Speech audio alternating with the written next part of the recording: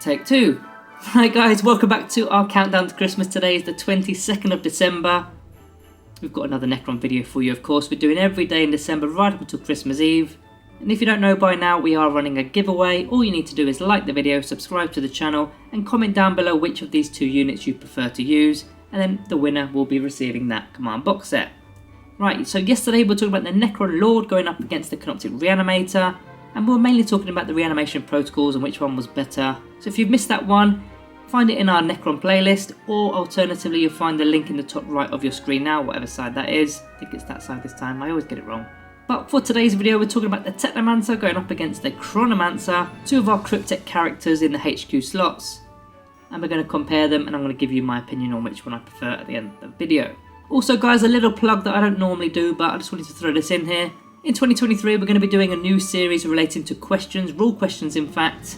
And if you've joined our Discord, you'll see a rule questions area, or a rules questions channel if you like. And I'm going to be heavily using that channel for our videos. So if you want to get involved, join the Discord, put some questions in that rules questions area. There are plenty of people that like to answer the questions. All you need to do if you are answering the questions is provide evidence from where you got your answer from, maybe a reference, maybe a screenshot. And we're trying to help the Necron community become better players. Right, so the plug is out the way, let's get on with today's video with the Technomancer and the Chronomancer. Okay, so the Technomancer is 70 points plus, there are some upgrade options, and the Chronomancer is 75 points plus, again some upgrade options, so very close in terms of points. We've already mentioned some of the keywords, cryptech, character models, they're of course HQs, but we're always beginning the video with the stat comparison, so that's where we're going to start today. So there's only really one stat difference here, which is the movement. The Chronomancer's got an 8-inch movement, the Technomancer's got a 5-inch movement. Also the Chronomancer has the fly ability, don't forget that too. Now there is an option to give the Technomancer a 10-inch movement as opposed to 5, but that will be discussed later in this video. So for now, the Chronomancer's going to win this one.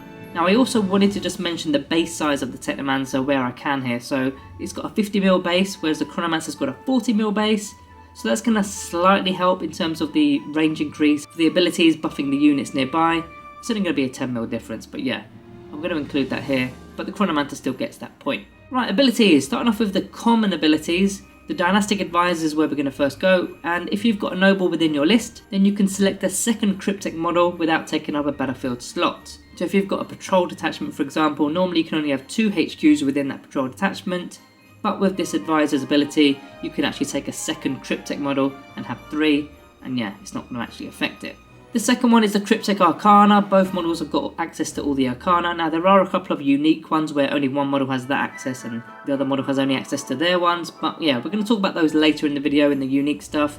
But they do have access to all the generic Arcana, and the same applies to the Relics and Warlord traits, although you're not likely going to be using Warlord traits with these guys. First of all, because the Warlord traits aren't that great, and second of all, you don't need to spend CP to put a Warlord trait on these guys in my opinion. There are 1 or 2 that you may potentially use, but for me, I wouldn't bother. As for Relics, you may use the Veil of Darkness perhaps, but other than that, yeah, I'd save your CP. Right, so let's talk about the unique stuff, starting with the Technomancer, and of course we're going to start with the Rites of Reanimation ability. To be able to bring models back within your own command phase, they have to be a core unit, and if they're a warrior unit, you'll be bringing back D3. Really cool. I like to use it with the Locust Heavy Destroyers. Some people like to use it with the Canoptic Spiders. All of those are core units, quite expensive units as well. So being able to just bring one back without having to roll for it is pretty cool. I also want to mention here the Deathless Arise stratagem, where you can actually use this Rites of Reanimation ability a second time in that command phase, providing that it's on a completely different unit. The next unique ability is the Canoptic Cloak. Well, it's not an ability, it's a war gear, but I'm going to add it here. This is where you can heal a dynastic unit D3 wounds, and this is where you also gain the 10-inch movement and the fly keyword if you've got the Canoptic Cloak. So you can actually pair that alongside, say, a Ghost Ark with a Repair Barge. It's got the exact same wording, being able to repair D3 lost wounds, but they're completely different abilities, so you can actually stack them. And the third one is the Canoptic Control Node. This is a +1 to hit for all Canoptic units within 6 inches. So it's going to work with, say, Canoptic Wraiths, Canoptic Scarabs, Canoptic Spiders. There's lots of Canoptic units that this is going to work with. Now this is the part where I want to mention some unique Arcana for the Technomancer. It's actually got 2. So first of all, the Failsafe Overcharger for a +1 attack for the Canoptic units, and if they are monsters such as your Canoptic Spiders, they're going to get D3 extra attacks as opposed to 1. And the second one is the Phylacterian Hive. This one used to be good when the edition started. Now not so much because we've had our balanced data slates, everything's got core now almost. But you can use your rights of reanimation ability on, well, it was destroy units, other units like that, but the only one you can actually use it on now is the Truck Praetorians. Now they're 22 points anyway, so I don't think it's worth taking the Phylactery Hive anymore, but yeah, that is unique to the Technomancer. Abilities that are unique to the Chronomancer, you've got the Time Splitter Mantle for a 4+ invulnerable save, something that the Technomancer does not have. And second of all, the Chronometron ability. This is the main ability for the Chronomancer. Units within 9 inches get a 5+ invulnerable save and a re-rollable charge roll. Pretty good. Here's a unique arcana, is the Counter-Temporal Nanomine. So a enemy unit within 18 inches must half their advance and charge move. Now I've used this a few times in the past, particularly for those Tyrannid monsters that are coming towards my backlines. Yeah, just half their advance move, half their charge move, and it's actually saved me from losing quite a lot of models. So this one's a tough one in terms of scoring. I think I do prefer the Technomancer at the moment, but I can see arguments for both. Possibly depends on what army you're going up against. For example, I've recently played Eldari, where they've taken those 6s to hit, will auto wound, and also become -3 AP. I can't remember what the sub-faction was called, but yeah, it was -3 AP and auto wounding. And going up against Necron warriors, for example, it gave them no save whatsoever, because a 4+ armor, -3 AP, you don't have an armor save. And I was absolutely regretting not taking Chronomancers. So I had to make a decision. Do I take Technomancers or Chronomancers today? Not knowing what I was coming up against, and yeah, I really regretted taking the Technomancers on that occasion. Chronomancer would have been very good. Right, on to synergy next. I've got a few bits of synergy for you. I don't want to go through every single bit of synergy because they synergize with most of the codex, in fact. But some of them that I like to use, starting off with the Ghost Dart as well as an Overlord, going with the Necron Warriors. It's really resilient because the Overlord's got the Resurrection Orb, the Ghost Dart's got the Repair Barge ability, the Technomancer's bringing back the 3 Warriors as well. Everybody's healing everybody, and yeah, lots of fun and not so much for your opponent. Something else I like to do is with the Locust Heavy Destroyers, I like bringing those models back. If you're playing a smaller game and you've only got 3, then that's your Lookout Sir Bubble, but if you do lose 1, then your Lookout Sir Bubble has popped. However, there is an arcana that you can use called the Prismatic Obfuscation. I know you guys are watching my lips now, I always mess that up. But if you're taking that arcana, your Technomancer cannot be targeted unless he's the closest eligible model. So even if you've only got 2 or even 1 of these models remaining, they still can't target our Technomancer. Then he's going to be bringing a model back, healing another D3 with the Canoptic Cloak. Those Locust Heavy Destroyers are going to be a real tough nut to crack. One last bit of synergy I wanted to mention today, another one of my personal favourites, is taking the Canoptic Spiders and the Canoptic Scarabs. Because the Spiders are bringing back the Scarabs with the Scarab Hive. The Technomancer's bringing back the Spiders because of the Rights of Reanimation ability, because they're core.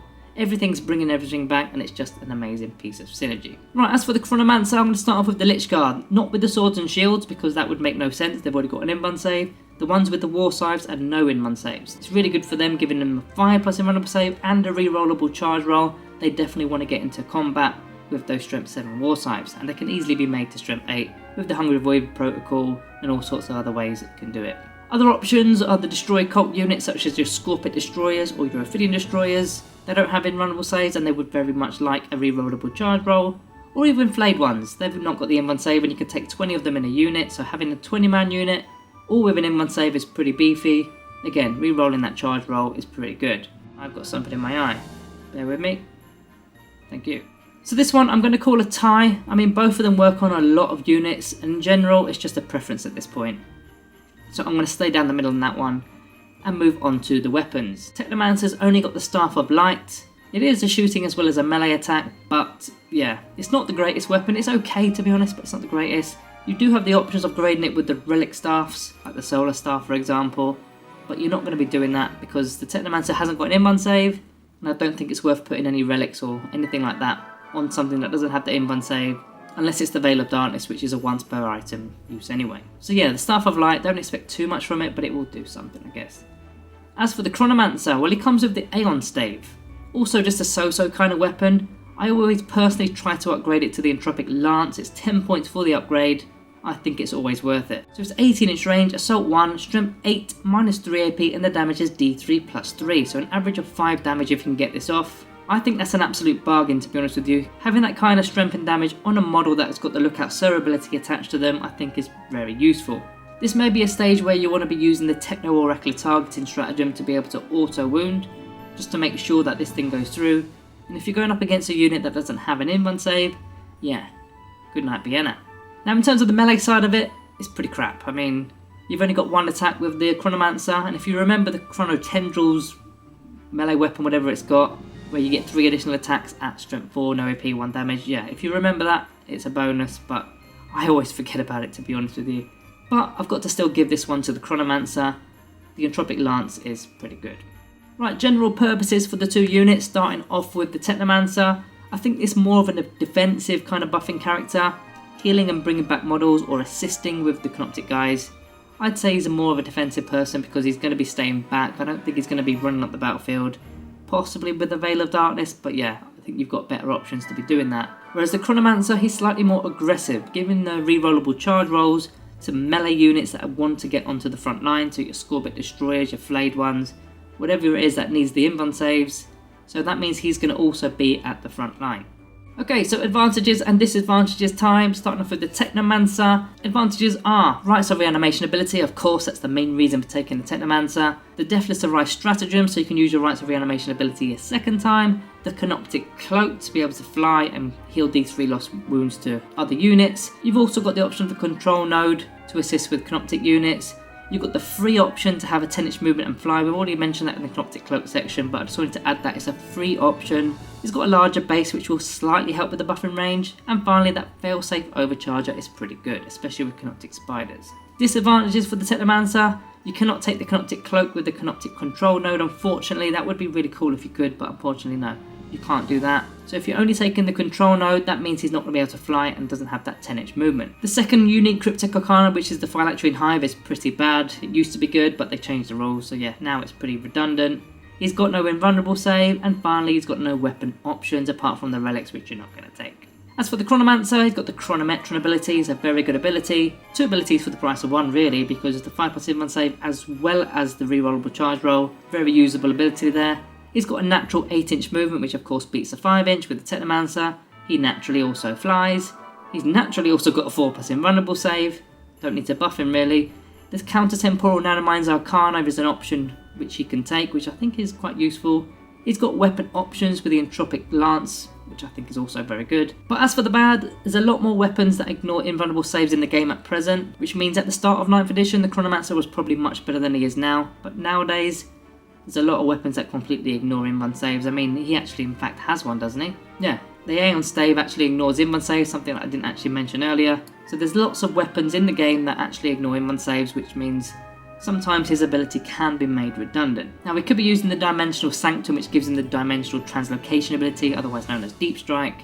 That of course happens in the movement phase, whereas his Chronometron ability happens in the command phase. So if you Deep Strike him with say some Flayed ones, you've already missed the command phase, so you're going to have to wait a turn to be able to use the Chronometron ability on those Flayed ones, so they're not going to get rerollable charge right from the Deep Strike. Yeah, that synergy sometimes doesn't work. He's got a smaller base size, so less buffing range of 360 degrees. It's not a big deal, I just wanted to write it though. And sometimes he gets left behind on the charge. So if he goes in with say a Scorbit Destroyer unit, maybe he's used the Veil of Darkness relic. They've made a 9-inch charge or maybe an 8-inch with the Novak Dynasty. They've made it in. Now are you then going to charge with your Chronomancer? Probably not. I mean, first of all, will there be space? If there is, are you still going to charge it? Probably not, because you're going to lose your Chronomancer, right? So now he's been left in the open for your opponent to then target. So that is a little bit of a problem, especially for the rerollable charge roll. Right, so we're on to the part of the video where I've got to make a decision, and this one's another tricky one. I'm stuck. I'm really stuck because it is game dependent. It does depend on which faction you're going up against. Like I gave the example earlier with Eldari. I really needed a Chronomancer in that game.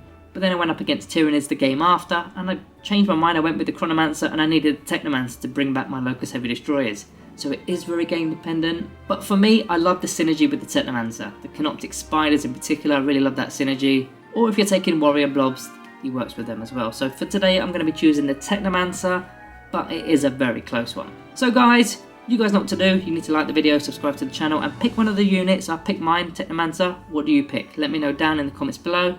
Other than that, all that's left to say, thank you all for watching, and I will see you tomorrow.